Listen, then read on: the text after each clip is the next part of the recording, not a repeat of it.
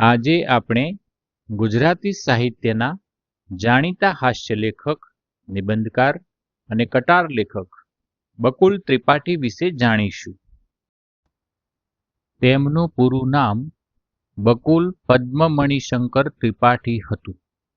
તેમનું ઉપનામ ઠોઠ નિશાળીઓ હતું. તેમનો જન્મ તારીખ 27/11/1928 રોજ થયો હતો. તેમનું જન્મસ્થળ નડિયાદ હતું. અભ્યાસ અને કારકિર્દી. તેમણે M.Com LLB સુધી અભ્યાસ કર્યો હતો. ત્યારબાદ તેઓએ અમદાવાદની HL કોલેજ ઓફ કોમર્સમાં પ્રોફેસર તરીકે ફરજ બજાવી હતી.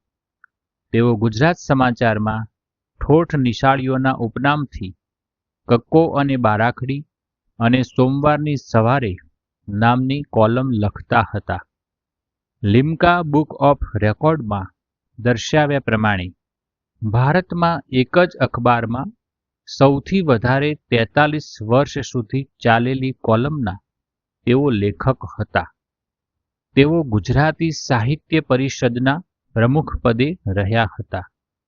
તેમનું અવસાન તારીખ 31/8/2006 રોજ થયું હતું. બકુલ ત્રિપાઠીનું સાહિત્ય સર્જન: હાસ્ય નિબંધ સંગ્રહ સચરાચર, સોમવારની સવારે, દ્રોણાચાર્યનું સિંહાસન, હૈયું ખોલીને હસીએ, ગોવિંદે માંડી ગોઠડી.